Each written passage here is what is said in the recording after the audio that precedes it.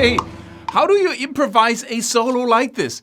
How do you start playing and then you play stuff that just sounds together, like you know what you're doing, like you've been practicing that solo beforehand or composing it? How do you do that? Well, when I started out practicing soloing, I thought that rock musicians do the same as jazz musicians. I thought everything was improvisation. So I started to wonder, how are you able to play something which was really pre-composed by the guy playing it that sounds that finished? That's just perfect right off the bat, right? He's just playing stuff and then he's just bam, it comes out like that. Well, I started building that skill without knowing that people don't really do that. They compose their solos and then they kind of improvise over the composed stuff they already know so well, right? But you can really learn to fire off a solo that's just bam, perfect the first time. And there's a systematic way of doing that. And that systematic way comes from a code that everybody uses.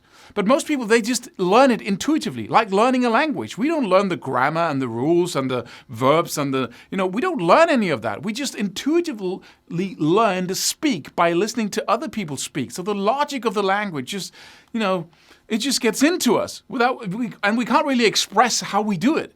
The same thing goes for this. Most people learn it intuitively. They learn to make sense musically, and others don't, because nobody's teaching it, because nobody's conscious of it. But I promise you, once you start being conscious of it in this program, you will, after a very short period of time, begin to see the logic of how to build a solo.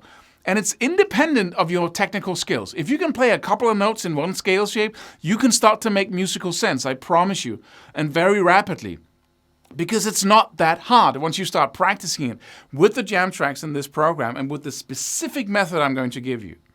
We got 25 loopable licks that will serve as your exercises, that will serve as a library of putting those into the practice method, of using those to do what I tell you to do when playing over these jam tracks.